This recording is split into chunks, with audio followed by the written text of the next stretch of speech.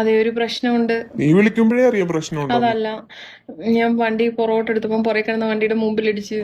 എന്തോന്ന് പുറകെ കിടന്ന വണ്ടിയുടെ. അതെ, ഞാൻ വണ്ടി പുറകോട്ട് എടുത്ത് അപ്പൊ പുറകെ കിടന്ന വണ്ടിയുടെ മുമ്പിലിടിച്ച്.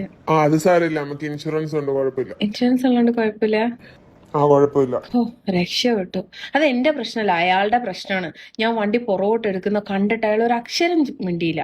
ഒന്ന് ഹോണെങ്കിലും അടിക്കണ്ടേ, അതുപോലും ചെയ്തില്ല.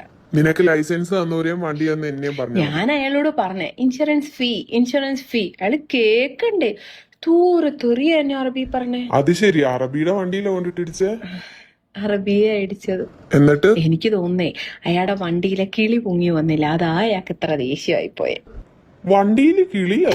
അയാൾ അകത്ത് കേറിയിട്ട് വണ്ടി സ്റ്റാർട്ട് ചെയ്ത് അപ്പൊ അയാളുടെ വണ്ടിയുടെ ഫ്രണ്ടിൽ നിന്ന് ഇങ്ങനെ ഒരു കിളി പൊങ്ങി വരും. ആ കിളി പകുതിക്ക് സ്റ്റക്കായിപ്പോയി, അതാണ് അയാൾക്ക് ദേഷ്യമായിപ്പോയത്. അല്ലാണ്ട് ആ ബോണറ്റ് ചളങ്ങിയതിനൊന്നും ദേഷ്യപ്പെടില്ല.